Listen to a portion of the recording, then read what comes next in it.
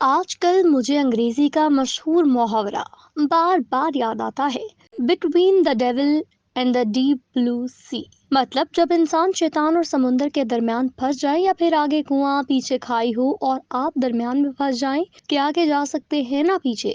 ہمارے مرحوم محمود نظامی اس انگریزی محاورے کا سرائیکی میں ایسا خوبصورت ترجمہ کرتے تھے جسے سنایا تو جا سکتا ہے لیکن تحریر نہیں کیا جا سکتا۔ آپ کو نہیں لگتا کہ یہ قوم شیطان اور سمندر یا کنویں اور کھائی کے درمیان پچھلے 77 سال سے پھنسی کھڑی ہے؟ جیسے رضیاء گنڈوں میں پھنس جاتی ہے اور اس بیچاری کو سمجھ نہیں آتی اب کہاں جائے، کس سے مدد مانگے۔ جب آپ کے رہنما یا میرے کارواں ہی لٹیرے نکل آئے تو پھر آپ کو ڈاکوؤں سے کس نے بچانا ہے؟ پھر کس سے گلا شکوہ کرنا؟ اپنے لیڈروں کو تو ایک لمحے کے لیے چھوڑ دیتے ہیں، لیکن جن کے درمیان ہم مستقل طور پر پھنس چکے ہیں، ہم تو عالمی سطح پر بھی اسی قسم کی صورتحال کا شکار ہیں۔ اس وقت تازہ ترین جو مشکل آن پڑی ہے وہ یہ کہ ہم چین اور امریکہ کے درمیان جاری سرد جنگ میں بری طرح پھنسے ہوئے، بلکہ یوں کہیں کہ سینڈوچ بن چکے ہیں، سادہ الفاظ میں رگڑے جا رہے ہیں۔ یہ جنگ جتنی تیز ہو رہی ہے اتنا ہی بڑا رگڑا ہمیں لگ رہا ہے اور ہم مزید کچلے جا رہے ہیں۔ پاکستان اور پاکستانیوں کو یہ بات پسند ہے یا نہیں، لیکن تین ممالک ہمارے لیے بہت اہم ہیں جنہیں کسی بھی صورت اور کسی بھی قیمت پر نظر انداز نہیں کیا جا سکتا، نہ ہی ان سے تعلق توڑنا افورڈ کیا جا سکتا ہے۔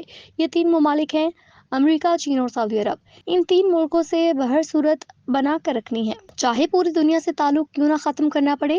پاکستان کے ان تینوں ملکوں سے مفادات کی نوعیت مختلف ہے۔ سب سے بڑا مسئلہ اس وقت ہوتا ہے جب مذکورہ تین ملکوں میں سے دو ممالک ایک دوسرے سے تعلقات خراب ہو جائیں اور ہمیں کہا جاتا ہے کہ ہم کسی ایک ملک کا انتخاب کر لیں، اگرچہ امریکہ اور چین کی سرد جنگ بہت پرانی ہے اور ہم اس جنگ اور اس کے دباؤ کے عادی ہو چکے ہیں کہ اسے کیسے ہینڈل کرنا ہے، لیکن لگتا ہے کہ اب کی بار معاملات ہمارے ہاتھ سے نکلتے جا رہے ہیں۔ اب جو امریکی اراکین کانگریس نے پاکستان کے الیکشن پر قرارداد منظور کی ہے، اس نے سب کو چونکا دیا اور لگتا ہے کہ بات بڑھ گئی ہے۔ بظاہر اس قرارداد میں پاکستان میں جمہوریت اور انسانی حقوق کا نام استعمال کیا گیا ہے اور الیکشن پر انکوائری کرانے کا مطالبہ کیا گیا ہے۔ یہ درست کہ پاکستان میں انتخابات کے حوالے سے کئی سنگین سوالات موجود ہیں اور تحقیقات کا مطالبہ پی ٹی آئی بھی کر رہی ہے اور اس کے الیکشن دھاندلی کے حوالے سے شکایات جائز بھی ہیں۔ پی ٹی آئی کے حامی بڑی تعداد میں امریکہ میں ایکٹیو ہیں۔ وہ ماضی میں بھی حکومت کے خلاف امریکی کانگریس اور سینٹ میں مؤثر لابنگ اور موجودہ حکومت اور مقتدرہ فورسز کے لیے خاصی پشیمانی اور شرمندگی کا سامان پیدا کرتے رہتے ہیں۔ اگرچہ زیادہ تر لوگ کانگریس کے 368 اراکین کی جانب سے اس قرارداد کے حق میں ووٹ ڈالنے کو پی ٹی آئی کے امریکہ میں کامیاب لابنگ سے منسوب کر رہے ہیں، لیکن میں سمجھتا ہوں کہ پی ٹی آئی سے اوپر کے لیول کا کام ہے۔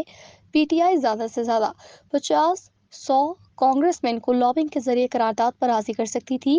368 کانگریس مین کو ایک ساتھ اکٹھا کرنا جس میں دونوں پارٹیوں کے ممبران شامل ہو، یہ پی ٹی آئی کا کام نہیں ہے۔ ڈوریں کہیں اور سے ہلائی گئی ہیں اور کہیں اونچی جگہ پر یہ فیصلہ ہوا ہے کہ اب پاکستان کو فکس کیا جائے۔ یہ عمران خان کی محبت میں نہیں کیا گیا بلکہ اس کے پیچھے کچھ اور کہانی لگتی ہے۔ خان صاحب تو کچھ دن پہلے تک امریکیوں پر برس رہے تھے، وہ مقتدرہ کے ساتھ مل کر ان کی حکومت کا تختہ الٹنے کی سازش میں شریک تھے۔ جو بائیڈن نے تو صدر بن کر انہیں فون تک نہیں کیا تھا جیسے مودی کو کیا تھا، اور اسی فون کال کی وجہ سے عمران خان امریکہ، امریکی صدر اور امریکی حکومت سے ناراض ہو گئے تھے اور اتنے ناراض ہوئے کہ طالبان کو امریکہ کے شکست پر مبارکباد تک دے ڈالی، بلکہ واشنگٹن پوسٹ میں کالم لکھ مارا جس میں امریکیوں کے افغان شکست کے زخموں پر نمک چھڑکا گیا۔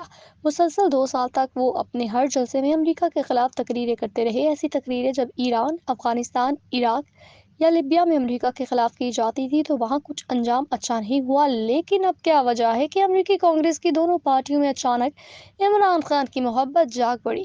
جو الزامات کانگریس کی قرارداد میں لگائے گئے وہی الزامات امریکی الیکشن بارے ٹرمپ بھی مسلسل لگاتا رہا ہے۔ امریکی عدلیہ پر بھی ٹرمپ حملے کرتا رہا ہے، اس کے حامی بھی کیپٹل ہل پر چڑھ تو اڑے تھے، وہاں بھی سزائیں دی گئی۔ اب جب امریکہ خود اپنے مسائل میں پھنسا ہوا ہے، وہاں اس سال الیکشن ہونا ہے، ٹرمپ کو بھی اگلے ماہ جولائی میں سزا سنائی جانی ہے، تو ایسے وقت میں امریکی کانگریس کا پاکستانی الیکشن پر تشویش کا اظہار کرنا دلچسپ سوالات کو جنم دیتا ہے۔ اس میں کوئی شک نہیں کہ کانگریس کی تشویش بجا ہے، جو الزامات لگائے گئے ہیں وہ بڑی حد تک ٹھیک ہے، مگر ہمیں اپنا ہاؤس ان آرڈر رکھنا چاہیے۔ لگتا ہے امریکی اس بات سے کافی خفا ہیں کہ حال ہی میں وزیر اعظم شہباز شریف اور آرمی چیف نے چین کا دورہ کیا اور نئے سرے سے سی پیک کو لانچ کرنے کی منظوری دی گئی۔ یہ کوئی راز نہیں کہ امریکہ شروع ہی سے سی پیک کے خلاف رہا ہے۔ اگر سی پیک کا کبھی کام سست ہوا یا رک گیا یا چینی ورکرز واپس آ گئے تو عمران خان کے دور حکومت میں اس وقت لندن کے اخبار میں ذاک داؤد کا سی پیک کے خلاف انٹرویو چھپا تھا، جس پر کافی رولا پڑا تھا۔ پی ٹی آئی حکومت کے وزیر نے سی پیک منصوبوں میں کرپشن کے الزامات لگائے تھے، جس میں مراد سعید اور احسن اقبال کے مابین طویل لفظی جنگ بھی لڑی گئی۔ چینی حکومت بھی ان الزامات پر اپسیٹ تھی۔ 2014 کے دھرنے کے دوران چینی صدر کا دورہ پاکستان منسوخ ہوا تھا۔